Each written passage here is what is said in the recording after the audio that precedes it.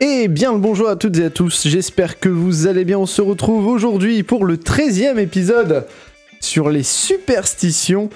Et je suis en compagnie de Mélissa. Bonjour. J'ai tapé ma meilleure danse. Ouais. Je pensais que tu allais présenter la deuxième personne en premier.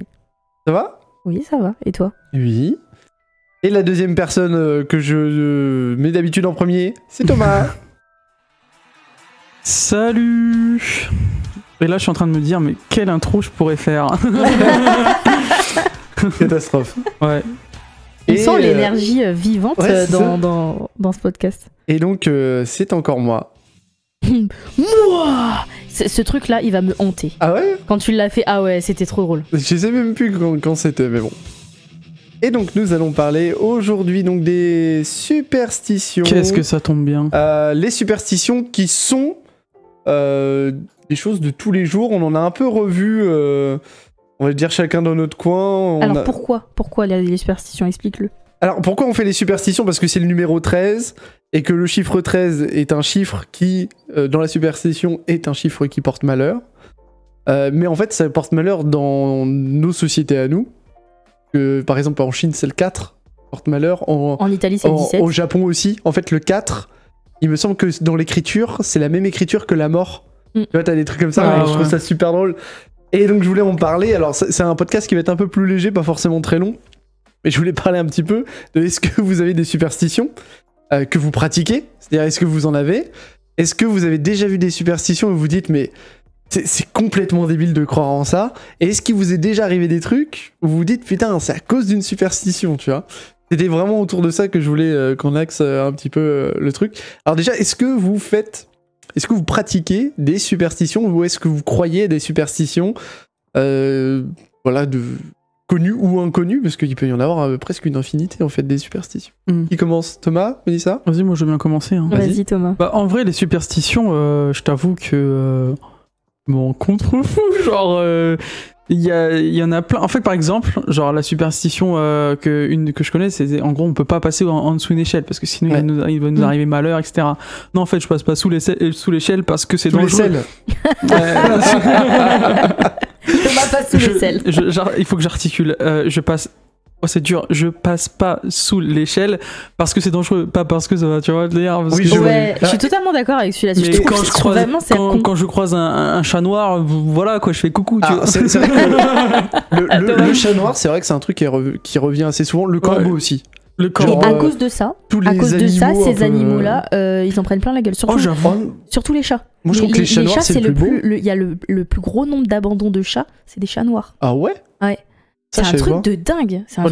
Les gens sont timbrés. C'est juste des animaux, quoi. Tu viens d'en dire une, Mathieu, et je pense que de toutes les superstitions que je connais, je dirais que le coup du corbeau, quand tu vois un corbeau sur la route et tout. Le corbeau, c'est mauvais augure. Ouais. Il m'est arrivé aussi de voir des oiseaux complètement éclatés devant chez moi parce qu'ils se sont pris la fenêtre, tu vois. Après, c'est mauvais augure, mais c'est pas dans toutes les cultures. Moi, j'ai regardé les Conjuring et tout, je me dis, oh là là, qu'est-ce qui va m'arriver, possession, etc. Tu vois.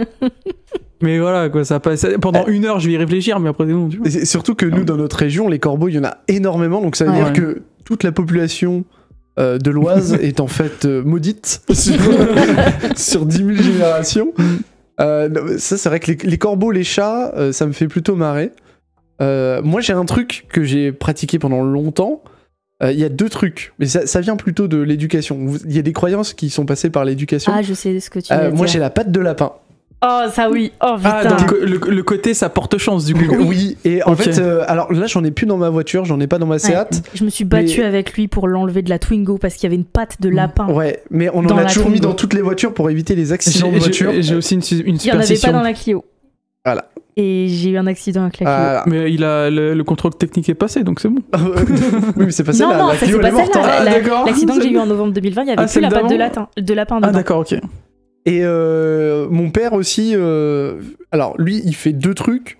Quand il prend une baguette de pain, il fait le signe de croix dessus.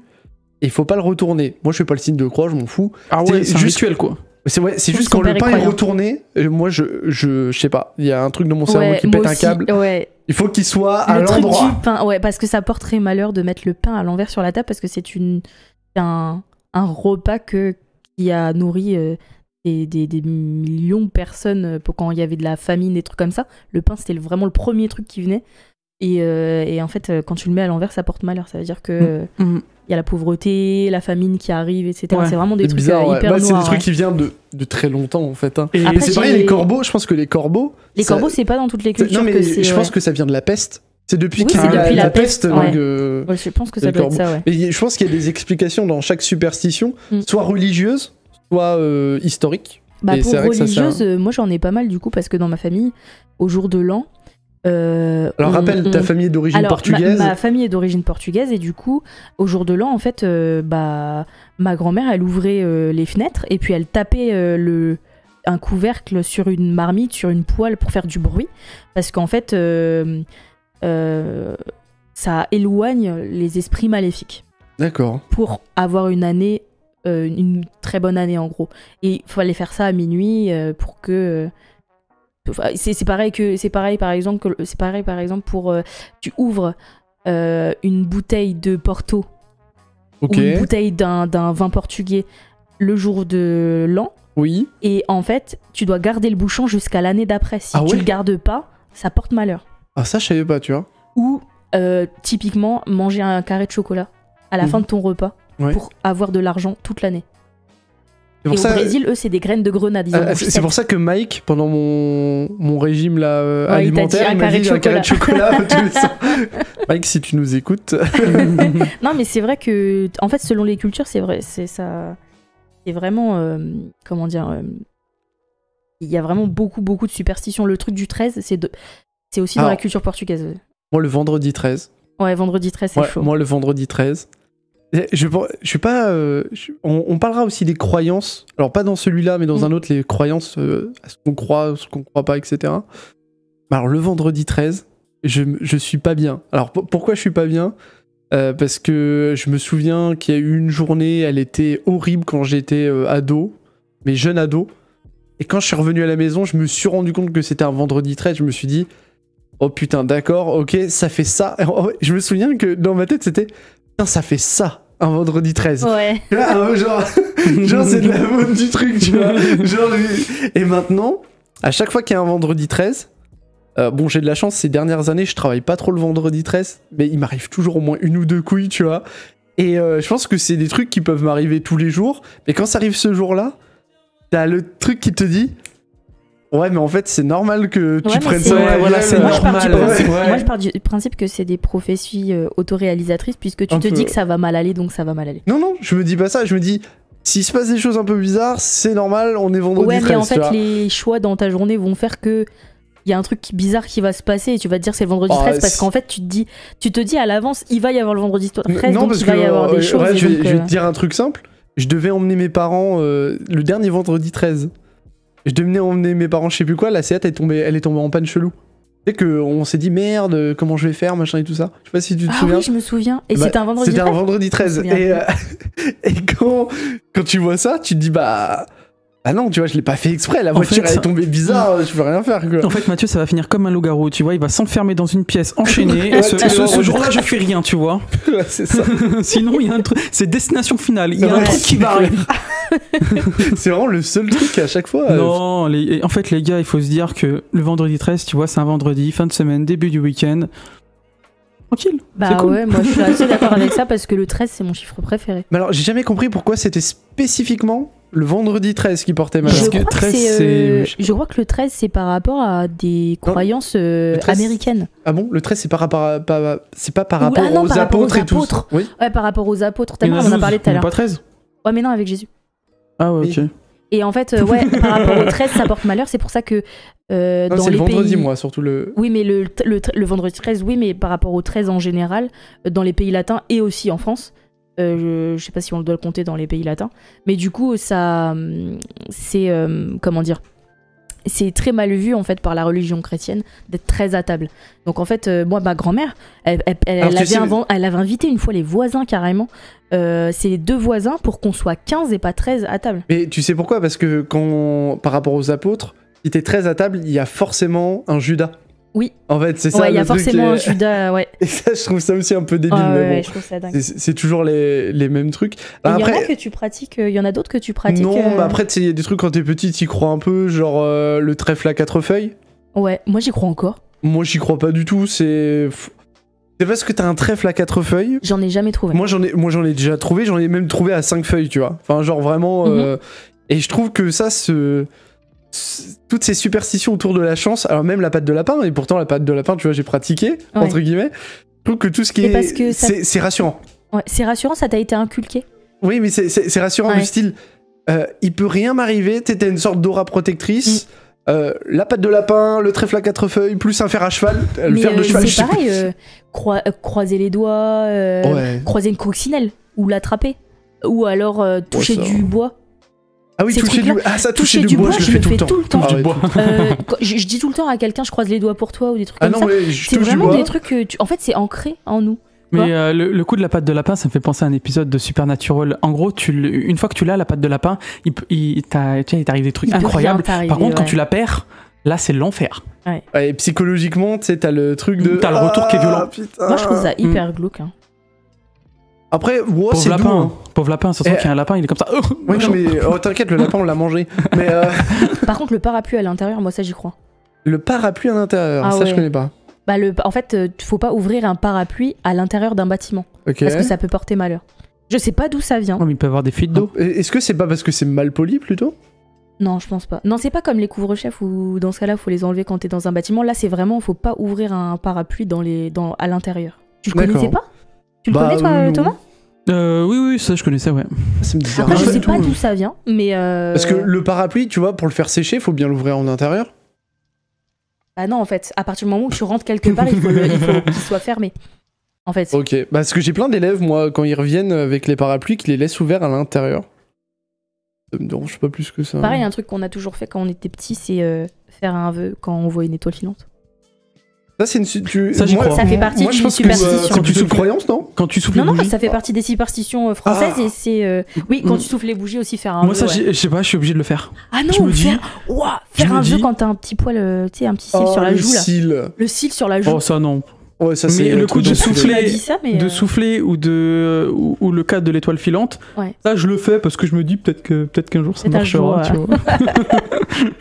Il souhaite toujours la même chose, hein. T'as un truc en tête? Je le dirais pas, mais oui. Ouais, non, dis-le pas. Est-ce que parmi des superstitions que vous avez faites ou que vous connaissez, est-ce qu'il y en a qui vous paraissent extrêmement cons? Ouais. Le miroir brisé avec 7 ans de malheur. Ah oui, le miroir, ouais. Oh là, ça me... En fait, en plus, c'est cumulatif. Donc, c'est-à-dire que si t'en pètes plusieurs... Alors, imaginez des mecs, je sais pas, tu sais, qui travaillent genre à Linéa, où il y a des miroirs. Ouais. Il y a dû avoir des trucs pétés à certains moments. Et tu sais d'où ça vient, ça ? Non, je sais pas du tout. En fait, il y a 2 significations. La première, c'est... tu te regardes dans un miroir. Donc, quand tu brises le miroir, tu brises ton âme. Pour 7 ans, en gros. Tu es Voldemort. Le miroir... dans tout ce qui est ésotérique, c'est des portails. Et donc, en fait, quand tu brises un miroir, tu permets à des entités de se libérer et de venir. Moi, j'aurais pas dit ça. Justement, quand tu le brises, ça les... moi, je pense que oui. Quand tu le brises, en fait, t'as brisé le portail. Ouais. Ça fonctionne pas comme ça. Mais du coup, apparemment, c'est des croyances françaises. Hein. Ah, c'est français, le miroir ? C'est français, ouais. Okay. Le miroir, c'est français. Mais ça s'est internationalisé parce que je crois que tout le monde... Ouais. Et la deuxième que je trouve vraiment débile, c'est par exemple, j'offre un couteau à Thomas, il est obligé de me donner une pièce pour pas couper l'amitié. Ça, je trouve que c'est débile aussi. Ouais. Une fois, mon père, il m'a embrouillé de ouf. Genre, ton père aussi.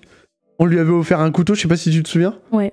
Et ça, les vieux, ceux qui sont d'un certain âge, genre, ils pètent un plomb. Si, il faut que je te donne une pièce, sinon... Je te donne une pièce, sinon, non, il y a soit l'amitié, elle est rompue. Il y a un retour de bâton, en fait. Soit il y a un retour de bâton. Non, c'est le couteau se retourne contre toi, il y a un truc comme ça. Mais c'est un peu bizarre, tu vois. Ouais. Mais là, tu vois, plus le podcast il avance, plus je me dis... Il y en a partout, en fait. Il y a partout, Croiser les couverts, est-ce que vous croiser les coupes quand on se trinque. J'ai une question. Les baguettes au Japon, planter les baguettes, c'est synonyme de mort. Parce que ça ressemble à l'encens. quand. Ah ouais, d'accord. À l'encens que tu nais Funéraire, quand... en fait. Ouais. Et ça, je trouve ça intéressant, tu vois, l'image. Est-ce que vous avez créé genre des superstitions à vous? Oui, j'en ai une. Moi j'en ai une. C'est pas vraiment une superstition. C'est plutôt un principe de vie qui peut s'appliquer à tous. Moi, non. Pour moi, il y a 3 pôles dans ta vie. Les amis, la famille, les études ou le travail. Il y en a forcément un des 3 qui va partir en couille. Ah ouais. Ils vont jamais tous les 3 bien. Ouais, il y a toujours un déséquilibre quelque part. Attends, redis du coup. Amis, famille, travail ou études. En gros, quand tu te tapes une mauvaise note, comme par hasard, ça se passe bien à un moment donné avec ta famille ou machin. Dès que ça part en couille avec ta famille, moi j'avais jamais réussi à avoir cet équilibre de la triade. Il y a toujours une couille quelque part. Ça vient pas d'un principe. Moi c'est quand non, je sais pas, c'est une croyance perso. C'est quand je porte des bijoux genre pendentifs ou quoi, quand je l'ai pas, et bah je sais pas, en fait quand il m'arrive quelque chose avec ce bijou en question, je me dis genre il faut que je l'enlève. Oh, c'est à cause de ça, c'est trop bizarre. Je suis un grand malade. Je te jure. Genre je me dis c'est peut-être parce que j'ai pas le collier ou tu vois, genre de truc. Un truc, je pense que même Mélissa ne le sait pas. J'en ai parlé à mes élèves l'autre jour par rapport à ça. Oh, il l'a dit à ses élèves, pas à moi. J'ai un porte-bonheur. Ouais. J'ai un porte-bonheur qui est devenu en fait un porte-bonheur à travers le temps. Alors moi je fais de la compta et j'ai mon premier PCG, donc le plan comptable général qui nous permet d'avoir qui date de 2011 et qui m'a accompagné vraiment partout. C'est-à-dire que j'ai fait mon bac avec, j'ai fait ma licence avec, mon master avec, mon concours d'enseignant avec. Là, je vais repasser un concours et il va m'accompagner aussi. Et pourtant, j'en ai d'autres. C'est-à-dire que j'en ai au moins 3 des PCG, mais je garde celui-là. Et je sais qu'à chaque fois que j'ai un examen, c'est celui-là que j'emmène. Ouais. Il est défoncé dans tous les sens. Et c'est celui-là que j'emmène parce que celui-là, pour moi, il m'a toujours accompagné et j'ai réussi tout ce que j'ai fait avec celui-là. Donc je le garde. Là, c'est un truc. Je savais pas, c'est mignon. Je savais que tu l'avais depuis le bac. Et j'essaie de piquer un PCG un peu collector là, d'une gamine de terminale. Elle a un PCG, je crois, de 96 ou de 98, qui était à sa mère ou sa grande sœur ou je sais pas quoi. Et j'aimerais bien le piquer. Sarah, si tu nous écoutes. Je lui ai déjà dit plusieurs fois, la pauvre gamine, à chaque fois, elle rigole gênée, mais elle doit se dire, putain, le prof, c'est un pickpocket, quoi. Mais le coup des bijoux, ouais, ça rejoint ton truc du porte-bonheur. En gros, si tu l'as pas, ou tu vois, il va t'arriver un truc. Ouais. Il y a tellement de choses comme ça dans nos vies. T'as des porte-bonheur, toi Mais c'est parce qu'on veut toujours mettre une raison à quelque chose qui arrive en fait. Ouais. Bien sûr, tu te la crées, comme en fait. on contrôle pas, t'essaies de contrôler autrement en fait. Et c'est vrai que c'est assez drôle quoi. J'ai eu un porte-bonheur. Et quand je me suis fait opérer de l'appendicite en 3ème, je l'ai perdu. C'était un collier qu'on avait en commun avec ma petite sœur. J'étais dégoûtée, je suis encore dégoûtée de l'avoir perdu. Mais du coup, non, j'ai plus de porte-bonheur. J'ai pas l'impression de. Non, j'ai pas de porte-bonheur. Ok. Est-ce que c'est des porte-malheurs? Genre un truc que à chaque fois que vous mettez ou quoi, il vous arrive une couille Un porte-malheur? Ouais. La voiture? Est-ce que c'est possible que ce soit des gens? Moi je crois. Est-ce que c'est possible qu'ils habitent pas loin d'ici? Moi je veux être porte-malheur. Non, je rigole. Je suis tellement un poisseux que je me dis en fait si c'est pas moi qui est le porte qui porte le malheur. Tu sais. Ouais. Tu sais, c'est comme les gens qui disent qu'ils ont l'œil. Moi je trouve que ça fait partie un peu des superstitions et tout, genre on t'a jeté l'œil, tu vois. Bah, c'est comme mais le truc du couteau, ça me fait penser à ça. Quand quelqu'un t'offre, tu sais l'œil bleu là, on dit c'est le truc du mauvais œil, l'œil. L'iris bleu là. L'iris bleu là que tu peux avoir sur les colliers et tout. Généralement c'est rattaché au Maghreb, etc. Ces trucs là, quand on te l'offre, ça te porte chance. Ouais. Quand tu te l'achètes, c'est la pire des merdes. Ah merde. et par contre, ça c'est trop bizarre parce que on m'en avait offert un, il y avait pas de problème, j'allais bien et tout. Je l'ai perdu, je m'en suis racheté un, c'était la misère, je l'ai brûlé le bordel. Parce que en fait, je sais pas si c'est parce que j'y ai trop cru. C'est superstition là. Ouais, là c'est superstition. En fait, il y a plein de trucs que j'ai pratiqué. Bah, le romarin dans la chemise, c'est le truc de mon grand-père, c'est au Portugal. Le romarin. La branche de romarin, mon grand-père tout le temps il nous en donnait. Et ou alors le sel au-dessus de l'épaule, etc. Mais ça, l'œil, vraiment, j'y ai cru. Parce que putain, je me suis acheté juste le bracelet, tu vois. Je me suis dit, je m'achète juste un bracelet, tu vois. On m'en avait offert un et je l'avais perdu. Et en fait, il m'arrivait que des couilles. Du coup, je l'ai viré. Mais tu vois, c'est marrant, t'as des phases de ta vie où il t'arrive un peu des galères et tout, et t'es obligé des fois de te dire. En fait, parce qu'on déteste ne pas avoir d'explication, du coup on l'a fait, tu vois. Oui, tu te l'as fait. En fait, Ouais, c'est des choses rassurantes. Je crois que c'est humain en fait. C'est comme ça. Psychologiques. Ouais. Mais je pense que les superstitions, elles ont pu naître parce que il y a eu des croyances avant. Et le fait que tu crois à des choses que tu n'arrives pas à expliquer, ça a permis de diffuser aussi des superstitions. Et c'est pour ça, la diffusion. Mais soit fait par la religion, soit par des situations. C'est soit par culturel, exemple, soit le truc du religieux. chapeau là que je t'ai expliqué tout à l'heure. Dans les pays latins, un homme quand il rentre à la maison ou même une femme, si il dépose son chapeau sur le lit, c'est un signe de grand malheur et de mort prochaine. Parce qu'en fait, dans les pays un peu latins, il y a, je sais plus c'est dans quel pays, Mexique ou un truc comme ça, le corps du mort est allongé et son chapeau il est posé à côté de lui. Donc quand tu poses ton chapeau sur ton lit, ça veut dire qu'en fait tu t'auto-souhaites la mort, quoi. D'accord. Tu vois, c'est vraiment... c'est il y a plein de trucs, mais il y a plein de trucs comme ça. Plein de trucs dans les pays latins, ça pullule. Mais le côté, on veut tous avoir une explication et c'est comme ça qu'on crée des superstitions. Ça me fait penser un peu aux médias, tu sais, qui font du sensationnalisme, tu vois. Ouais. C'est-à-dire que quand il se passe quelque chose, les gens ils sont attirés par ça et du coup ils ont une explication et ils y croient direct. Tu vois. Et puis à raconter, c'est mieux. Critique. Tu vois, raconter c'est mieux, c'est-à-dire que tu dis pas j'ai eu cette couille là et tout ça, c'est non. Alors tu devineras jamais. J'ai croisé un chat noir ce matin à 8h et comme par hasard à 8h04 il s'est passé ça. C'est ce qu'on appelle des biais cognitifs ou des trucs comme ça. C'est un storytelling en fait. Tu crées un storytelling et la personne en face elle fait ah ouais moi aussi il m'est arrivé un truc une fois, j'ai fait ça et puis derrière oh là là. Ouais. En fait on essaie toujours de trouver une explication toujours plus irrationnelle. Comme pour les gens qui vont faire de l'urbex et qui disent oh, il s'est passé ça, c'est forcément des fantômes. Ouais. Ils cherchent pas. Alors moi qui travaille. Oh là là, elle travaille. Non, mais chasseur de fantômes. Non mais ça c'est un truc. C'est annonciateur de mon futur métier. Moi qui adore, qui pratique tout ce qui est ésotérique. Même moi, franchement, je suis plus rationnel qu'eux, sérieux. Il faut chercher des trucs rationnels. Oui. Mais là, se dire, oh regarde, il y a un truc qui est blanc qui est passé devant l'écran. Devant l'écran, tu sais, quand tu regardes une vidéo YouTube, bah non, en fait, mais c'est quoi c'est juste le... Enfin, t'as plein d'explications, tu vois. De la poussière, des trucs comme ça, enfin... Non. Alors, il a dit... Alors, il a dit, mais c'est quoi? Et il a montré, c'est bien. C'est ma bite. C'est ma bite. On voit pas, c'est le caméraman, tu sais, il fait... On adore. Il est en train de se déhancher. Ah merde. Ça, il est en roue libre. Ouais. En roue libre. J'ai cette vision maintenant, bordel.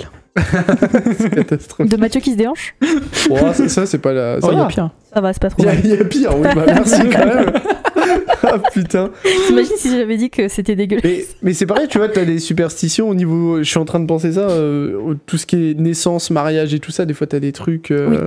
Ouais. C'est un peu genre... Mariage plus vieux, mariage heureux, tu vois, t'as des trucs à la con comme ça. Oh, le truc à la con du champagne dans ta famille. Ou le coup du bouquet. Non, ça c'est pas pareil. Bah, superstition. Bah si, parce que c'est un peu pour souhaiter le bonheur à l'enfant et à... c'est plutôt une tradition. La superstition numéro 1 des mariages, c'est le bouquet, quoi. Quand tu le lances, hop, tu vas te marier dans les prochains jours. Ça c'est une tradition aussi. Ah, c'est une tradition, ok, autant pour moi. Ah, on mélange tout ça. On mélange tradition et superstition. Ouais, mais bon, le fait d'y croire... surprise, c'est quoi la différence? En général, cette tradition-là, c'est en gros, si tu l'as le bouquet, c'est que potentiellement tu... Non, ça veut dire que tu dois te marier l'année prochaine. Non, ça veut pas dire que tu dois, ça veut dire que tu vas te marier. Ouais, donc et si c'est une célibataire qui l'a, elle y croit aussi. Oui. Pour elle va se marier dans l'année. Oui, mais on va dire inconsciemment, tu fais ce que tu as dit tout à l'heure. Tu fais une prophétie autoréalisatrice et tu vas rencontrer quelqu'un, tu vas être plus ouvert à rencontrer quelqu'un. Et il a Ouais. Ça part en couille. Tous les sens du terme. Je crois qu'on peut terminer le podcast sur ça. Grave. C'est n'importe quoi. Bon, c'était un petit podcast par rapport aux autres, voilà, sur les superstitions un peu plus légères. Dites-nous en commentaire quelles sont vos plus grosses superstitions. Quelle est la superstition que vous ne croyez pas du tout, genre vraiment vous trouvez ça débilos. Et surtout j'ai envie de savoir qu'est-ce qui est arrivé aux gens, genre... oui, est-ce qu'il y a quelque chose... Racontez-nous des trucs un peu comme... Ouais, des anecdotes un peu... Petite anecdote de... bah voilà, moi je suis sûr qu'il m'est arrivé ça parce qu'en fait on était un vendredi 13 et puis voilà quoi. Écoutez, merci beaucoup d'avoir suivi ce petit podcast. On vous fait de gros bisous. Des bisous. Et normalement, la semaine prochaine pour un prochain, on n'a pas encore le thème. Ça devrait le faire. Et on va avoir bientôt un nouveau chroniqueur qui va arriver, Mike, et on fera avec lui une sorte de rétro-critique sur le premier Rocky. Là, on commence à teaser un petit peu. Ouais. Ouais. On fait de gros bisous et puis à très bientôt. À bientôt, Bisous. salut.